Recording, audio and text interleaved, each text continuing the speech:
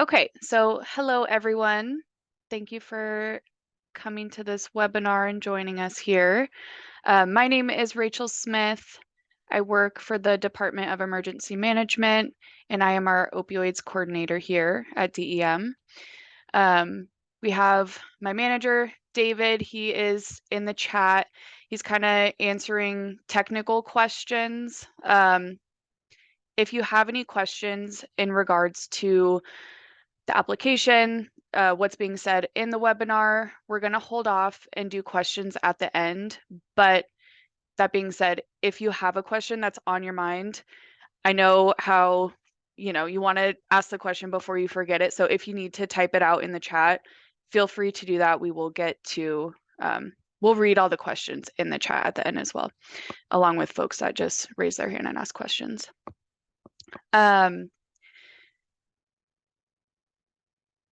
So I'm sure a lot of you have had a chance to either look at this application or fill it out already, or fill it out and wait to ask some questions and maybe go back and revise.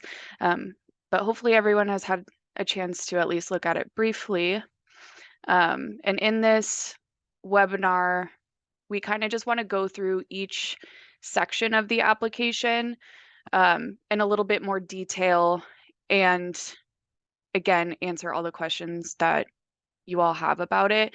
I know sometimes when going over an application, it can be a little bit overwhelming with all the questions, information. And so having it broken down in slides kind of make things a little bit easier to read. And then that's when I feel like the questions start forming, is when you're seeing something specific and you're like, wait a second, I have a question about that. And there are no silly questions, because chances are if you have a question, there are 5 other people in the room that have that same question. They just don't want to ask. I learned that in college. Okay, and then also just a heads up, this webinar is going to be recorded, and it's going to be posted on the Snohomish County Prevention website in the same place that you find the application link. So if you need to refer back to the webinar for anything, it will be available there. All righty. Okay, so I'm going to start us off with doing kind of a brief introduction to the abatement funds.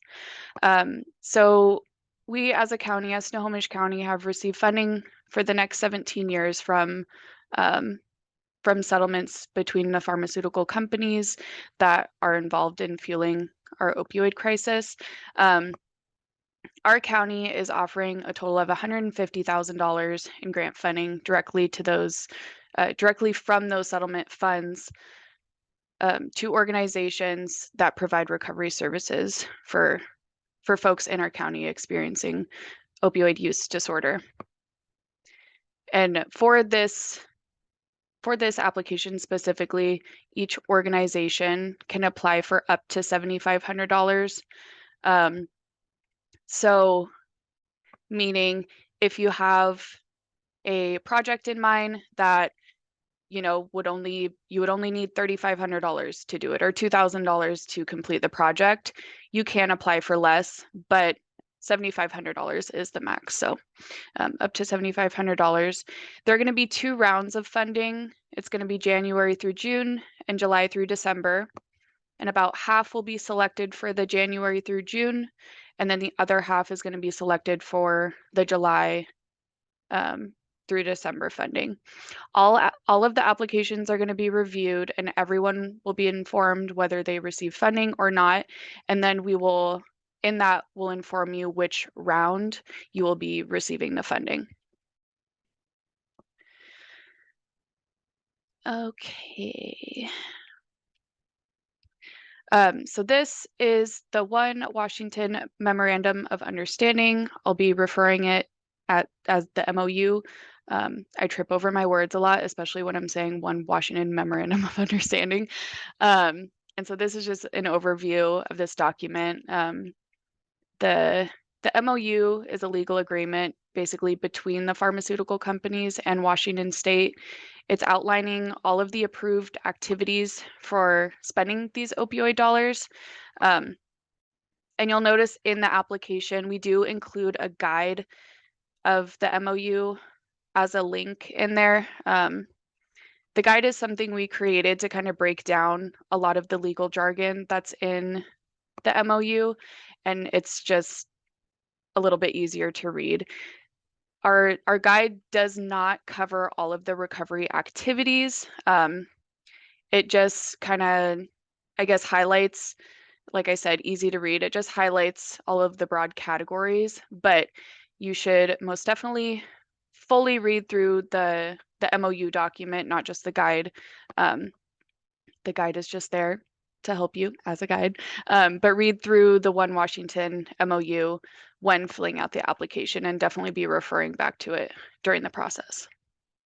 But in the photo here, we just put a little snippet because it just shows you how it kind of translates it into a plain language version. So like providing recovery support and services to youth. It's very broad, which we like. Providing recovery housing, supportive housing, housing assistance, and so forth. So there's a lot of stuff on there that I think is really helpful to go over. Okay, so this is the definition of recovery that we're using for this application process. This is from the Substance Abuse and Mental Health Services Administration.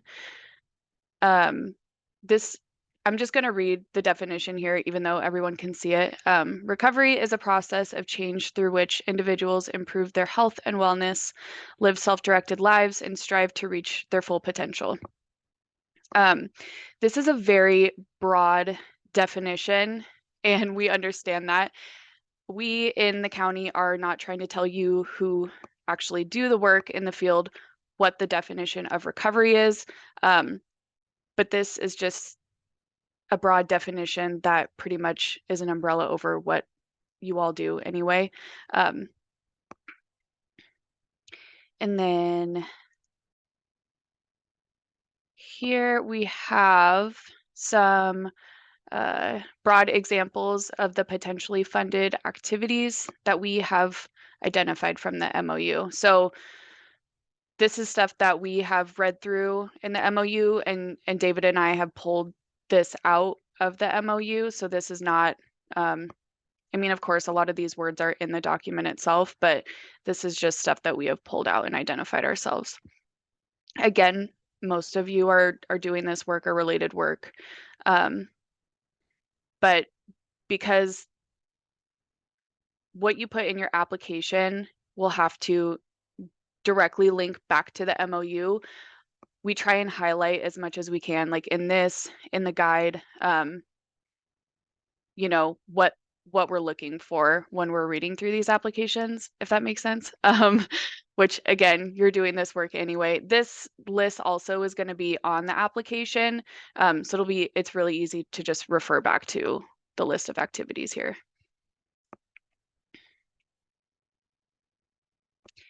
Alrighty.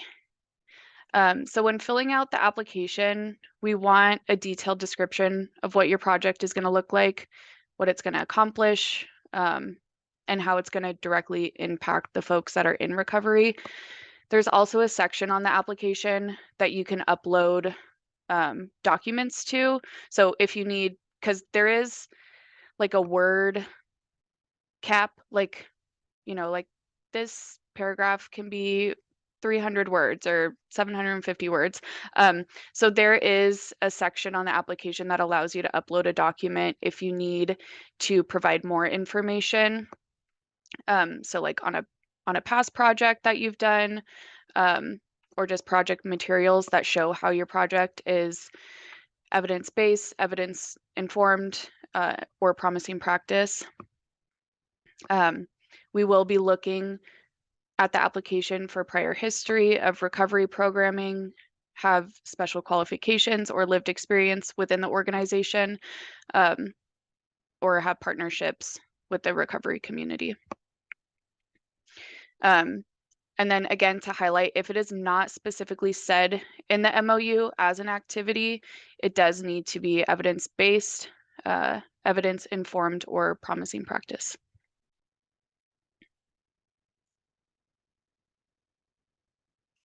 Okay, so here is a very brief overview of our scoring guide. We want to be really transparent with what we are giving points to, how many points we are giving to that section. So keeping this in mind when you're filling out the application.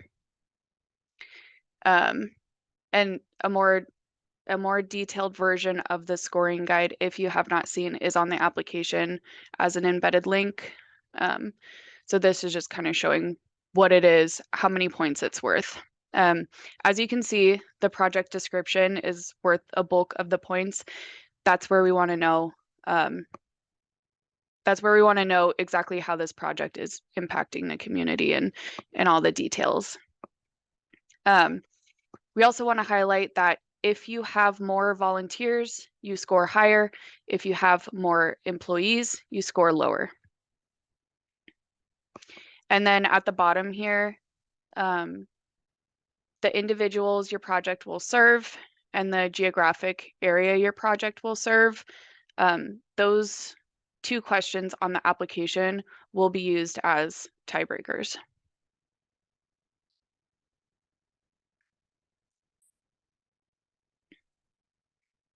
Okay.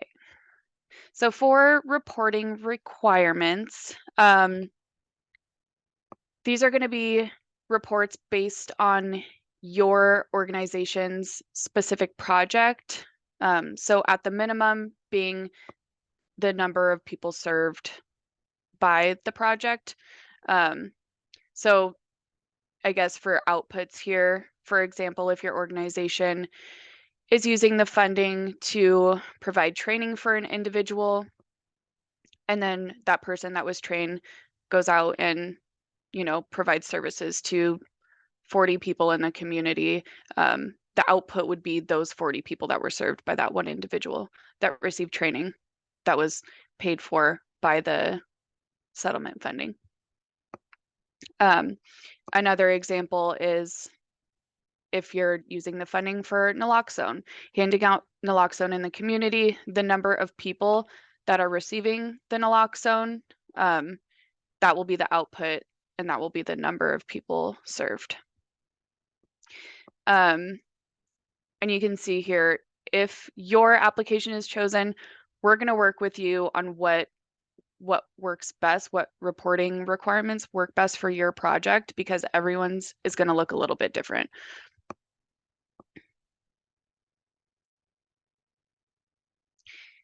All right, so here are some automatic disqualifiers. These are pretty self-explanatory. If what you're doing is not a recovery activity at all, it's not related to the MOU, is not evidence-based, evidence-informed, or promising practice. And then if you're unable as an organization to provide information on how this funding is spent, so again, like we're going to be working with you on reporting requirements. If you are unable to report or let us know how this money is spent, that is an automatic disqualifier. And then another thing is cannot provide proof of nonprofit organization status. So on the application, it asks for an EIN number. That's your employee identification number. That number will be used to be able to look up to make sure that your organization is listed as a nonprofit.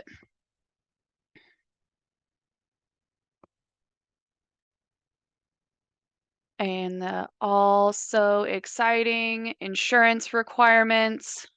I look at insurance information and I just go blank, to be completely honest. So I would look at an application, I would look at the insurance section, and I would be overwhelmed. For the insurance requirements, yes, there are insurance requirements. We will work with your organization if you're not able to meet all of the requirements. So in the application, you will be able to choose which requirements you would need exceptions for, if any. And insurance will be looked at on a case-by-case basis. Another example here, if you do not have automobile liability, but your project doesn't include a vehicle, that's going to be something that we're going to look at in, case by case basis. We're going to look at this and hopefully make some exceptions for things like that. But again, you can refer back to the application posted online. It'll have more details about the insurance requirements on there.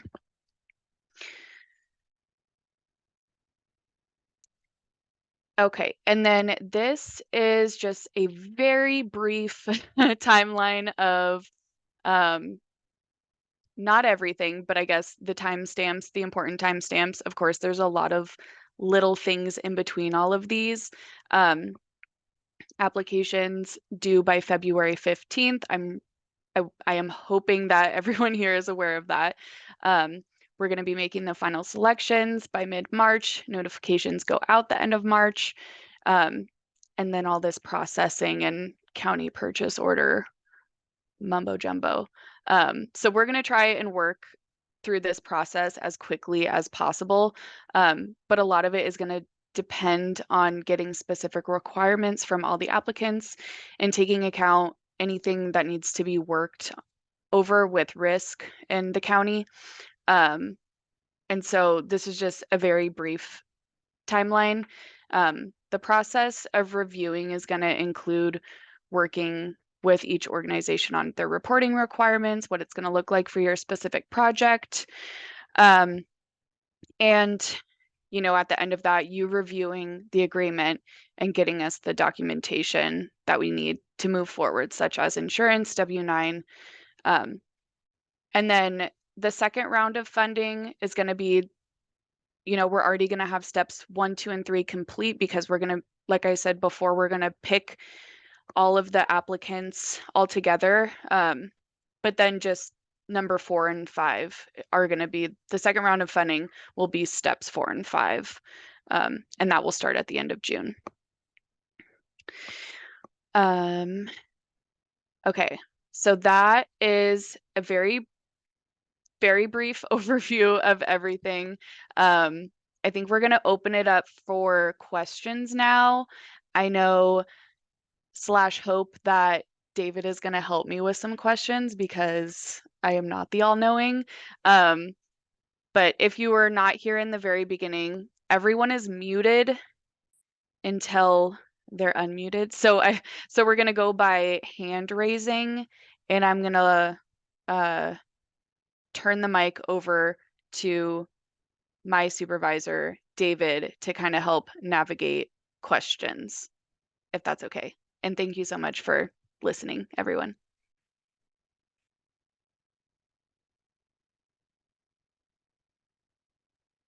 All right, so we have a few questions in chat, which I can get to, but if anybody has any other questions, do feel free to raise your hand so that we can put them out. One of the questions that was first asked was organizations with multiple programs apply for each program, or is there only award given to the organization as a whole?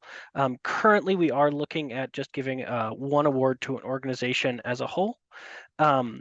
The fiscally sponsored small organizations where the sponsor may be pursuing the grant, that might be something better kind of asked about on a case-by-case basis, trying to figure out who exactly is using what to apply for this. So if there's multiple EIN numbers indicating what the project is going to. So do feel free to reach out to Rachel or I with more specific questions. Someone asked if a recovery support group sounds like a good fit. In my opinion, yes, I think that is a good fit. We're using that broad definition of recovery for intentional reason because we do prefer people who are in the community who are experts on this to kind of provide that feedback. So we want to be more inclusive as opposed to being exclusive. Maureen, I see your question about awarded for the first round, won't find out until April. Yes, so that is just currently the cycle for how we're getting the funding and the announcement information out. Unfortunately, just because some of this is based on some of the county purchasing orders and the timeline, people won't we won't make the final announcements until we've gone through and we've reviewed all of the documentation that people have provided, and then we'll put the announcements either for everybody, both who have received it and those who have not received it. So that's kind of what the timing is based on, both how long it takes for a purchase order process to get out, how long the signatures will be able to get out, that kind of thing.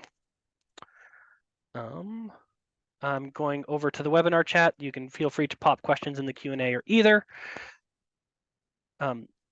Someone asked about the emphasis of volunteers, and you're absolutely right in terms of wanting to compensate people for their time and make sure some of that intention is that volunteers are often utilized in space, and those folks who are utilizing those volunteers might not apply for grants either of a large or small scale because they don't have the time and energy to do so.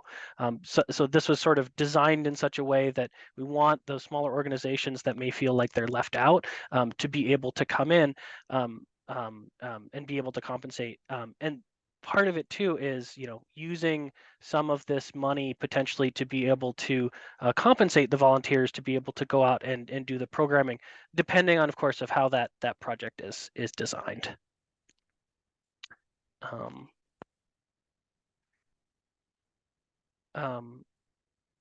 Yeah, Tom, please do reach out to me because you're doing that. I understand you're doing that partnership, and we'll see what that can look like overall.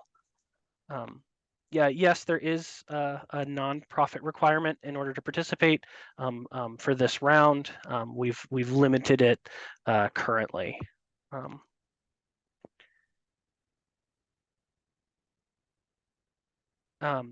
Mission dedicated to ending homelessness, even though that's not the primary focus in service of your provision.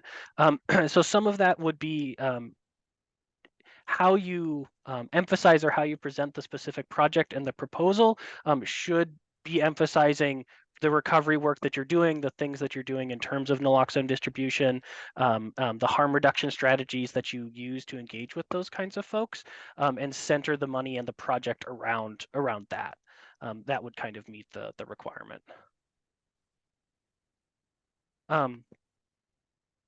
That's actually a really good question about the money remaining in Snohomish County. So the idea is that this money is intended for folks who are available in Snohomish County. I do appreciate the fact that the folks that you're working with don't necessarily directly follow zip codes, right? So it's not a nice, neat, easy service.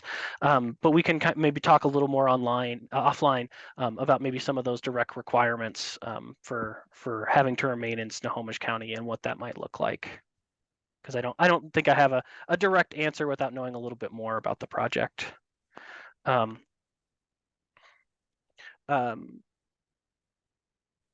Is this level of funding we should be expecting in future years?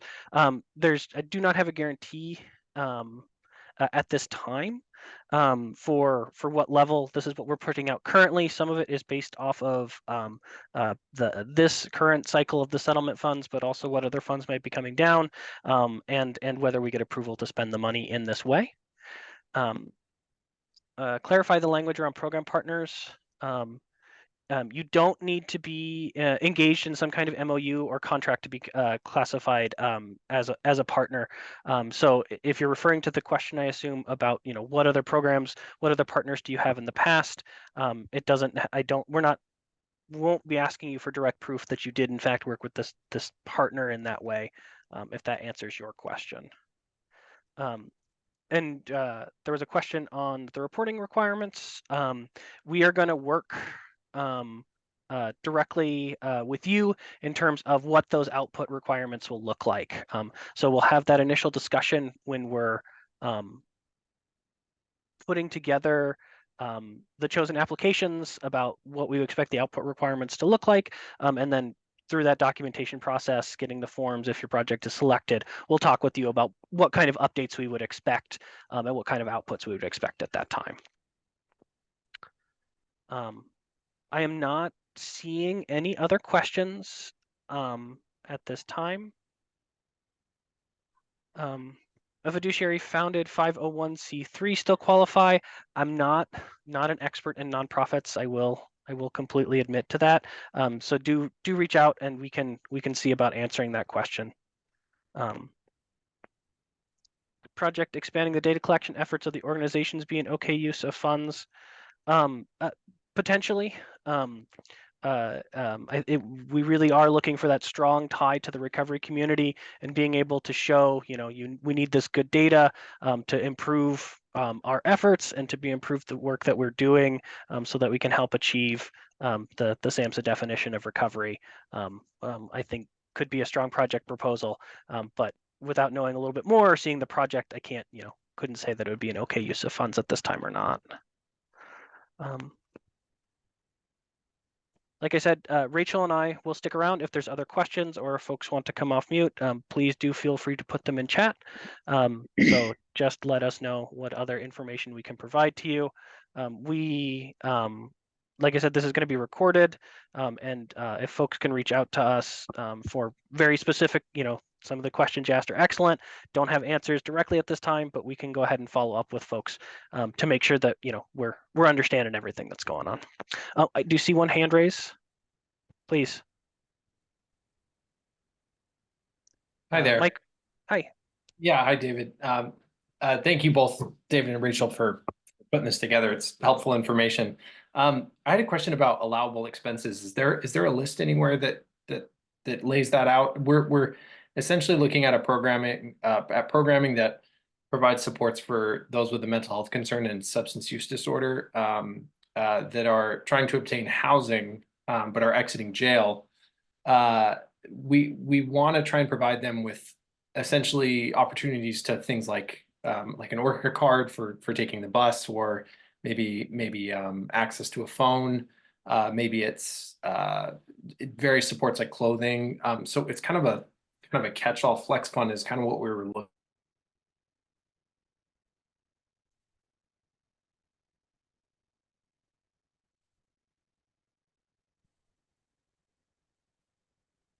Oh, did you lose me? We did, but you're back now. Oh, gotcha. I'm not sure where it cut off, but we're essentially wondering about those funds, like a flex fund, if that's an allowable expense. Yeah, we've had a couple questions about flexible funds. So the idea is, these funds are designed to be nimble. That's part of the reason that the idea is to be lower cost. And so it would be one of those things where, we want to have those funds being flexible in your report, working with you on the reporting requirements for what that would look like, because, flex funds are by designee, right? We're not going to buy 60 widgets to be able to use in the community. You would be telling us later what those widgets would be as part of your program. That's great. Thank you so much. Absolutely.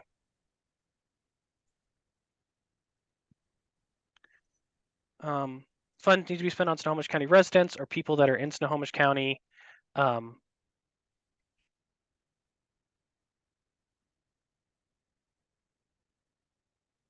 Yeah, I think, yes, I would say that even if the, people go to treatment where it makes sense, and so if they're a Snohomish County resident, but they're receiving treatment in another county, I think that could be a potentially targeted use for those funds. I know it gets really tricky along those geographic lines, but we are targeting folks who are within Snohomish County. And yeah, I can follow up with you, Tom. I'll get your phone number down, and we can give you a call to kind of go over more specifics.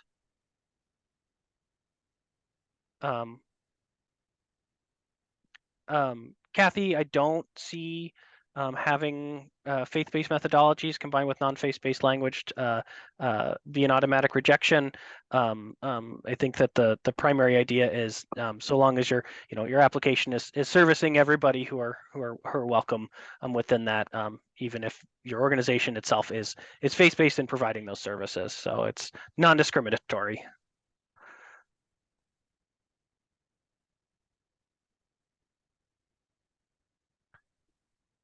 Yes, entity be awarded or grant once. Yes, so we're looking at one proposal from each organization at this time. Although it sounds like there might be some other partnerships we'll have to look at for each thing. But yeah, we're looking at each entity boarding a microservice agreement at once at this time.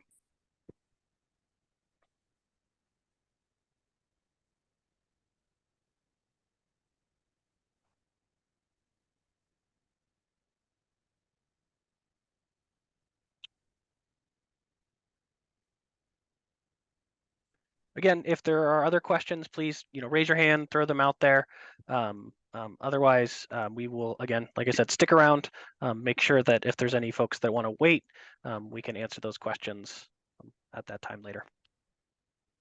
And thank you all so much for coming in today. I'm glad we could help kind of hopefully clarify things for folks. There's a lot that goes into this, and I appreciate everyone's